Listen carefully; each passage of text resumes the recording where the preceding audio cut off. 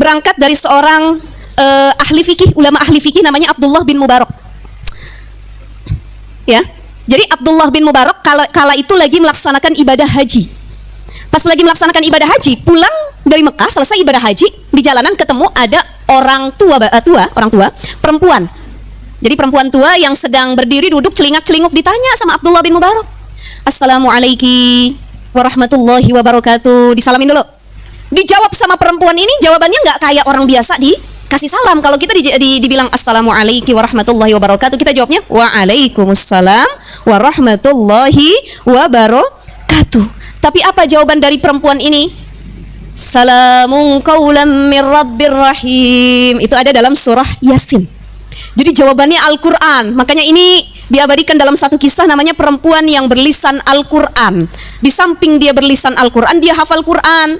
Kalau kita cuma hafal doang kadang-kadang, tapi jarang direalisasikan dalam kehidupan sehari-hari. Jawabannya pakai Quran. Salamun qaulam mir rabbir rahim. Ditanya lagi sama Abdullah bin Mubarak, apa yang sedang kamu lakukan, wahai seorang ibu di sini, kok sendirian, keluarganya mana? Dijawab sama dia, mayyudlilillahu fala hadiyalah. Dalam Al-Quran lagi. Artinya lagi tersesat. Yang nanya ulama, yang ditanya penghafal Quran. Coba kalau yang nanya kita, Bu, bingung juga nih ibu, apa maksudnya jawabannya ya? Ya. Tapi Abdullah bin Mubarak seorang ulama ahli fikih, dia juga hafal Quran. Oh, dia faham maksudnya, lagi tersesat. Kalau boleh tahu, emang ibu dari mana? Rumahnya di mana? Dia bilang, Subhanalladzi asra bi'abdihi lailam minal masjidil harami ilal masjidil. Oh, dari Masjidil Haram mau balik ke Masjidil Aqsa, rumahnya di Palestina. Kita doain saudara-saudara kita yang ada di Palestina, mudah-mudahan Allah kasih kemenangan ya ibu-ibu ya. Insyaallah ya, Israel itu yang jahat-jahat sama saudara kita. Saudara kita baik yang semuslim ataupun yang non-muslim, mudah-mudahan dilindungi. Saya kalau ngelihat postingan-postingan tuh udah nggak kuat ngelihat postingan Palestina itu. Ya, apalagi kalau ngelihat anak-anak kecil yang jadi korbannya. Kita cukup dengan doa, kita punya rizki, kita sumbangin, mudah-mudahan jadi keberkahan dan bantuan luar biasa buat mereka semua. Nah, ternyata ibu ini orang Palestina, kesesat, ketinggalan sama anaknya. Lagi nanya Abdullah bin Mubarak seperti itu, ditanya lagi, sudah berapa hari? Salasalayalin sawiya. Oh, udah 3 hari rupanya. Nggak lama datang anaknya. Ditanya anaknya, kata Abdullah bin Mubarak, ini ibu kamu betul? Betul. Kok dia jawabnya pakai Quran? Kata Abdullah bin Mubarak, ini nazar ibu saya. Dia bilang ketika dia sudah hafal Quran, dia tidak akan lagi berbicara kecuali yang keluar dari lisannya adalah Al-Quran. Kenapa? Saking iffah, saking menjaga, dia nggak mau yang keluar dari lisannya itu nyakitin orang.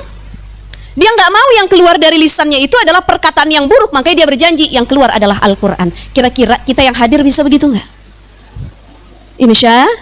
Jadi kalau ada yang nanya, jawabnya pakai Quran. Kita nyari dulu ayat berapa, juz berapa.